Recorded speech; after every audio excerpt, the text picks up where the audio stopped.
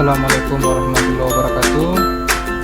Ketemu lagi dengan saya Walid Umar. Kali ini kita akan membahas tentang tutorial penggunaan atau manajemen bandwidth ya pada Mikrotik menggunakan Simple Key. Pertama-tama kita lakukan konfigurasi jaringan agar Mikrotik kita dapat terhubung ke internet dan klien dapat mendapatkan layanan internet.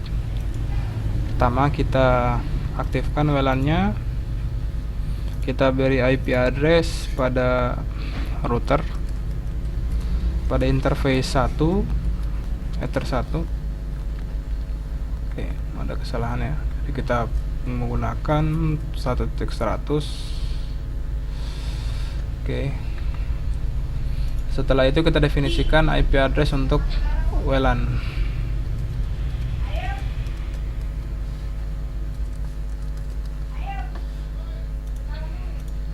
Oke.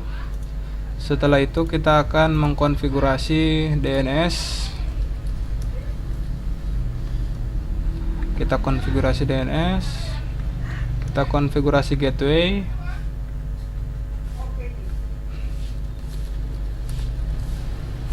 Selanjutnya kita konfigurasi NAT-nya. Kita konfigurasi NAT.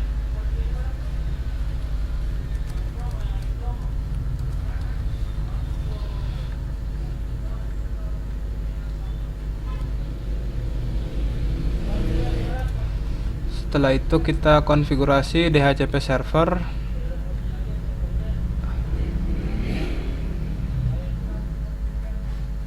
Oke. Setelah itu kita cek apakah Mikrotik sudah bisa terhubung ke internet. Oke. Kita coba hubungkan, kita coba config WLAN-nya ke mode access point.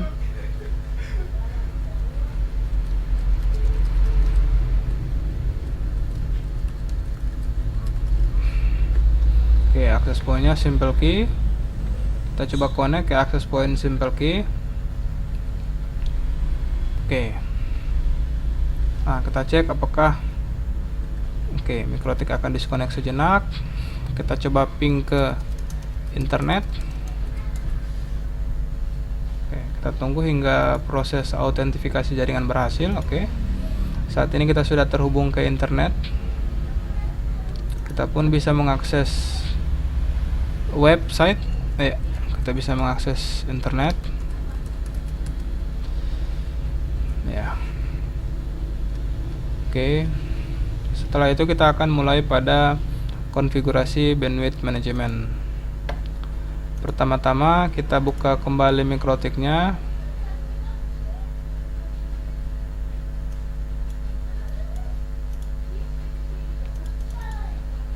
Oke, setelah itu kita konfigurasi beberapa hal.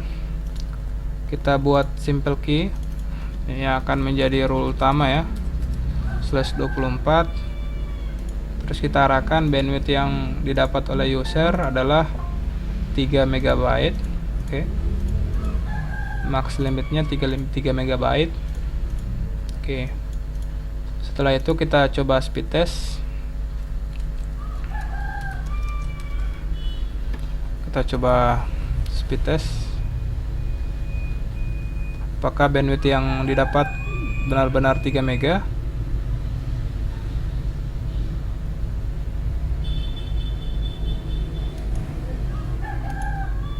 Oke, kita coba bikin tes.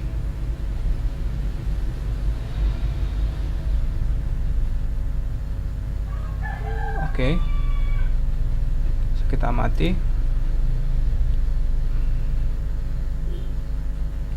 Traffic bandwidthnya full ya. Full 3 MB. Oke, jika sudah kita beri penamaan dulu.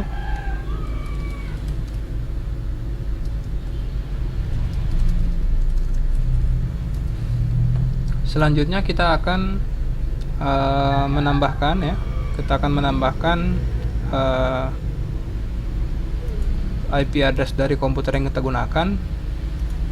Misalnya IP addressnya 10.10.10.254. Kita copy saja. Oke, misalnya PC 10.10.10.254. Kita berikan bandwidthnya misalnya 512 MB. Setelah itu kita atur perannya agar menjadi atau mengikuti limitasi bandwidth pada network yang kita gunakan. Oke, jika sudah, oke, kita klik di sini. Oke, selanjutnya kita cek lagi limitasinya. Nah, kita coba jalankan kembali proses speed testnya. Nah, kita bisa mengamati di sini berapa kecepatan, apakah kecepatan yang kita sudah sesuai ya, 512. Di sini juga menghampiri 512. Oke. Ya, statusnya pun sudah ada tanda merah ya. Kalau kita lihat trafficnya ya, 512 traffic download. Selanjutnya kita akan mempelajari beberapa hal pada simple key. Di antaranya yang pertama adalah kita akan belajar limit add. Jadi perbedaan antara max limit. Max tentunya adalah batas kecepatan maksimum yang didapat oleh klien ya. Batas kecepatan upload dan download yang didapat oleh klien maksimumnya. Jika kita mengatur parameter limit add harus berada di bawah kecepatan max limit, karena dia minimal limit misalnya 250k. Jadi ketika jaringan sibuk, si user akan mendapatkan jaminan bahwa si user tersebut akan mendapatkan bandwidth paling kecil 250. Oke, jadi max limit bandwidth maksimal yang didapat.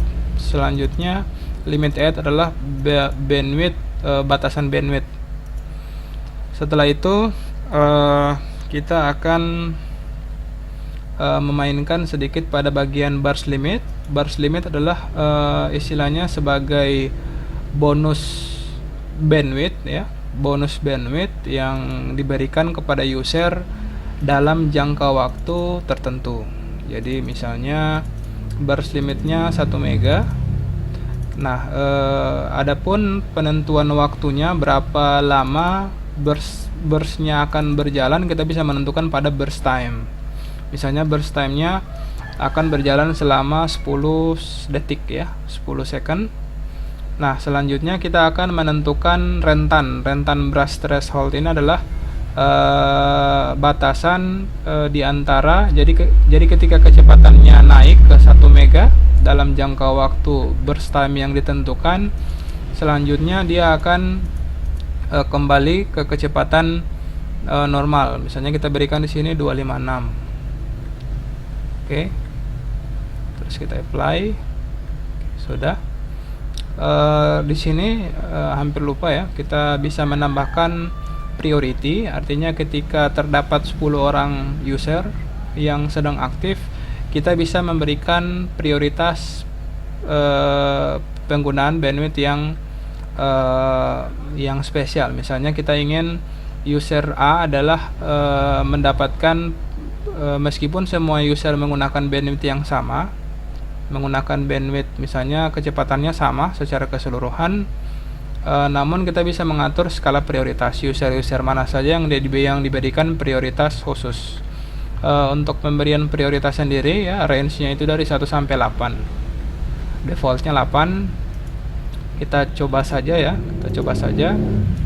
sambil kita mengamati. Kita tambah dulu ya tab download dan upload untuk memantau berjalannya konektivitas.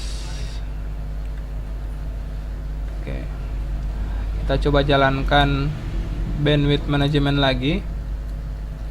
Oke, jadi kita coba jalankan bandwidth management lagi.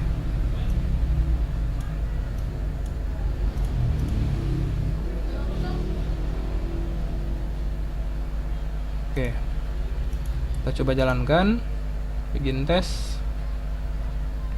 Ya, kita bisa lihat statistiknya. Oke, bandwidth akan naik ke 1 mega. Selanjutnya dia akan turun, ya. Selanjutnya dia akan turun ke 512. Dalam jangka waktu 10 detik kemudian dia akan naik lagi melebihi 1 mega sampai 1 mega, ya. Selanjutnya dia akan turun kembali dalam jangka waktu yang sudah ditentukan pada pada menu burst time. Ya, kita bisa lihat sama-sama.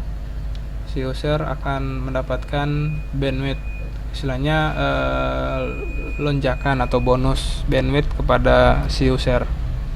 Ya, contoh ini, ya, dalam jangka waktu 10 detik dia akan dapat bandwidth.